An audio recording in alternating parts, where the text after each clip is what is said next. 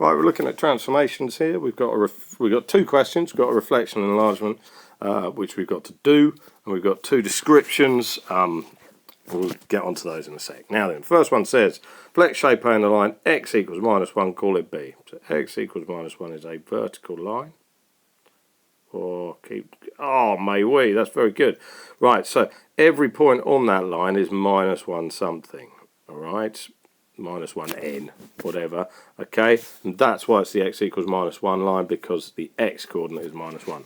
Now then, I need to move each point, okay, and reflect that the same distance the other side. So this point here, okay, is going to be 3 that way. This point's obviously going to be the same, and this point here, alright, it's going to be 5 the other side. Bosh, bosh, bosh, B. Okay, now I'm going to have to rub that little arrow out. There we go. I'm going to need that space in a minute. Now, next one, I'm going to do an enlargement. Now, it says enlarge by scale factor 2. So the shape's going to get twice as big, but it's centre 0, 0. Now, centre 0, 0. Not only does the shape get twice as big, it gets twice as far away from the centre. So if I was to go to look at this point is 4 along, 1 up from 0, 0, the centre. Okay, so the image, so it's 4 along, 1 up. Right, 4 along, 1 up. Okay, so the image is going to be 8 along, 2 up. Okay, for this one, originally it was 2 along, 1 up. So therefore it's going to be 4 along, 2 up. And for this one, it's going to be, 2 along, 5 up. Okay, so it's going to be 4 along, 10 up. And so they're going to be the points of my image. And there we go, there's C. So a common mistake is to not put it in the right place. So you can get it twice as big. The scale factor bit's relatively straightforward. You just got to basically multiply the lengths all by the scale factor, right? 2 in this case. It could be whatever. It could be fractional as well, but you'll come on to that in year 9, I would have thought. Now, but it's getting it the right place. So it's not only is it got to be twice as big, it's got to be twice as far away from the centre. Or 3 times as big, it's got to be 3 times as far away from the centre. Okay, now then, next one. So we've got P to Q. Now P to Q, Q is essentially exactly the same as P, but just in a different place. Now in maths we call that translation, and we describe translations using what's known as a vector. A vector is a little bit like a coordinate, but describes a movement.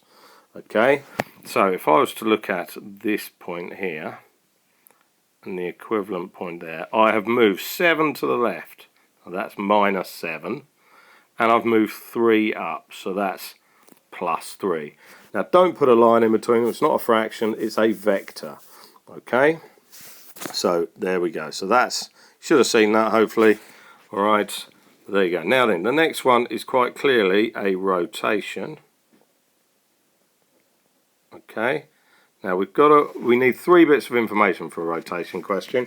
You need the fact that it's a rotation. You need how far it's turned. Now that's going to be 90 degrees clockwise to get from P to R. Okay. And we also need a centre.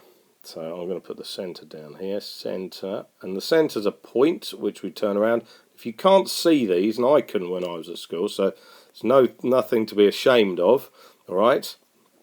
You're essentially looking for a point to turn around. You can use a bit of tracing paper or actually grease-proof paper if you haven't got any tracing paper, is quite good, all right? And just try different points to turn around, okay? And it's always worth putting an arrow facing up on the point you're turning around so you know how far you've turned.